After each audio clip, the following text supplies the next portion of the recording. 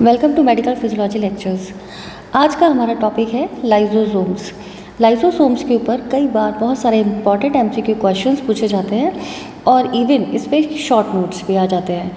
तो लाइजोसोम क्या है? बहुत इंपॉर्टेंट स्ट्रक्चर है सेल के अंदर और इसे यहाँ शो किया गया है लार्ज में, लाइजोसोम्स। तो अब इसके बारे में हम पढ़ते हैं। तो बेसिकली जो लाइजोसोम्स होते हैं कैसे होते हैं? लार्ज होते हैं और इरेगुलर स्ट्रक्चर होती है जो कि मेम्ब्रेन से चारों तरफ से बाउंडेड होते हैं। इनके चारों तरफ मेम्ब्रेन होती है और अंदर जो मटेरियल होता है that is highly acidic. Lysosomes is more acidic than rest of the cytoplasm. Cell के अंदर जो साइटोप्लाज्म होता है उसके कंपैरिजन में लाइजोसोम्स का जो मटेरियल है ये ज़्यादा एसिडिक होता है और यही एसिडिक नेचर होता है कि नॉर्मल फिजियोलॉजिकल कंडीशन के अंदर जो सेल के अदर ऑर्गेनेल्स हैं उसको ये डाइजेस्ट नहीं करता। अननेसेसरी अगर पैथोलॉजिकली या फिर कोई अनवांटेड पार्टिकल आता है लाइजोसोम्स वहाँ एक्ट करते हैं। This acidic nature is due to the action of proton pump और हाइड्रोजन ATPase। और ये एक बहुत इंपॉर्टेंट एमसीक्यू क्वेश्चन बनता है कि जो इसका एसिडिक नेचर है उसके लिए कौन रिस्पॉन्सिबल होता है? प्रोटॉन पंप, जिसे दूसरी भाषा में हाइड्रोजन ATPase पंप भी बोलते हैं। ठीक है। और ये जो लाइजोसोम्स होते हैं कैसे बनते हैं? Form by breaking off from Golgi apparatus. Golgi apparatus के टूटे हुए बडिंग पार्ट से इनका ओरिजिन होता है। ठीक है। और इनका जो साइज़ होता है वो तकरीबन 250 to 750 नैनोमीटर डायमीटर तक का रहता है। इनकी खास बात ये होती है कि lysosomes contain over 40 types of hydrolytic enzymes. 40 type से भी ज़्यादा हाइड्रोलाइटिक एंजाइम्स इसमें पाए जाते हैं, जिसमें से कुछ एक एंजाइम्स को हम यहाँ आपको बताना चाहते हैं। तो एंजाइम्स इसमें कौन कौन से हो सकते हैं जो बहुत इंपॉर्टेंट हैं? राइबोन्यूक्लियेज, और इसका जो सबस्ट्रेट होता है वो होता है RNA। नेक्स्ट है डीऑक्सी राइबोन्यूक्लियेज, इसका सबस्ट्रेट है DNA। फॉस्फेटेज, इसका सबस्ट्रेट है फॉस्फेट एस्टर्स। ग्लाइकोसाइडेजेस कॉम्प्लेक्स कार्बोहाइड्रेट्स होते हैं जो इसमें ग्लाइकोसाइड्स और पॉलीसैकेराइड्स दोनों प्रेजेंट होते हैं। एरिल सल्फेटेजेस, इसमें सल्फेट एस्टर्स होते हैं। कोलेजिनेज, इसमें कोलेजेंस होते हैं। और कैथेप्सिन्स, इसमें प्रोटीन्स होते हैं। तो बेसिकली ये जितने भी सारे एंजाइम हैं ये एसिड हाइड्रोलेजेस हैं और best at acidic pH of lysosomal compartment.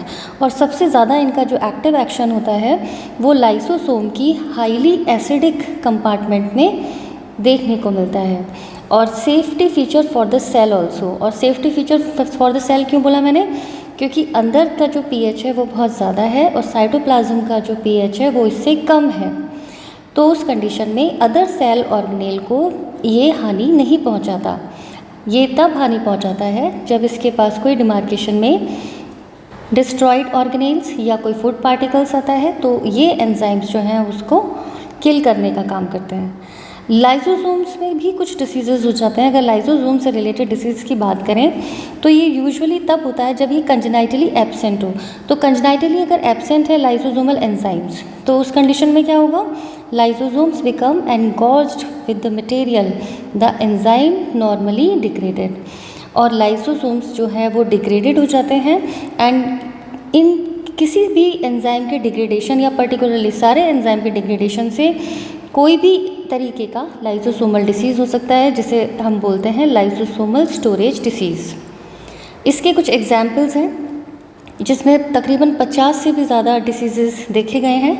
उसमें से कुछ बहुत इंपॉर्टेंट डिसीज़ हैं जिसके बारे में हम आपको बताते हैं, जैसे कि फैब्री डिसीज़। फैब्री डिसीज़, ये ध्यान रखिए, ये MCQ क्वेश्चंस में पूछे जाते हैं। फर्स्ट ईयर हो या PG की आप तैयारी कर रहे हो, इस तरीके के क्वेश्चंस बहुत ज़्यादा आ जाते हैं। तो Fabry disease caused by deficiency in alpha galactosidase, तो ये बहुत इंपॉर्टेंट पार्ट है, MCQs में ध्यान रखिएगा। दूसरा होता है Gaucher's disease, this is caused by deficiency in beta galactocerebrosidase, ये भी बहुत इंपॉर्टेंट MCQ क्वेश्चन बनता है। नेक्स्ट आता है टैकीसैक्स डिसीज़। तो टैकीसैक डिसीज़ क्या है? Caused by loss of hexosaminidase A, a lysosomal. और ये क्या होता है? ये एक लाइसोसोमल एंजाइम है that catalyse the biodegradation of gangliosides जिसमें आते हैं फैटी और एसिड्स जो डेरिवेटिव्स होते हैं। तो बेसिकली जो फैटी एसिड्स के जो डेरिवेटिव्स होते हैं वो इसमें प्रेजेंट होते हैं, ठीक है। तो ये बहुत इंपॉर्टेंट एमसीक्यू क्वेश्चंस हैं, इसमें क्वेश्चन इसके भी कई बार पूछ लिए जाते हैं। तो ये जो टैकीसैक डिसीज़ है जो कि कॉज होता है लॉस ऑफ हेक्सोसामिनेडेज ए के थ्रू, जो कि एक लाइसोसोमल एंजाइम है, that cause mental retardation and blindness. और ये बहुत स्पेसिफिक इसका जो फीचर है, ये याद रखिएगा कि इसकी वजह से मेंटल रिटार्डेशन और ब्लाइंडनेस के सिम्टम्स आ जाते हैं। अगर थेरेप्टिक हाइलाइट्स देखी जाए तो उस कंडीशन में एंजाइम रिप्लेसमेंट थेरेपी कुछ हद तक इफ़ेक्टिव है, और इफ़ेक्टिव भी सबसे ज़्यादा किस में है, गॉचस डिसीज़ में और फैब्री डिसीज़ में। नेक्स्ट अगर देखा जाए तो बोन मैरो और स्टेम सेल ट्रांसप्लांटेशन जो है, जो रिसेंट में अभी काफ़ी यूज़ में आ रहा है। तो थेरेप्टिक में यूजुअली इन दो को ही अभी तक बहुत ज़्यादा स्पेसिफिकेशन मिला है। जब हम इसकी ओवरऑल इम्पॉर्टेंट फंक्शंस की बात करते हैं तो it provide an intracellular digestive system that allows cells to digest. Cell के अंदर ही ये एक डाइजेस्टिव सिस्टम डेवलप करता है जो सेल को अलाउ करता है कुछ पर्टिकुलर चीज़ को डाइजेस्ट करने में। For example damage cellular structure, cell के अंदर जो भी ऑर्गेनेल या कोई भी चीज़ डैमेज हो जाती है उसको ये डाइजेस्ट करने के काम करता है।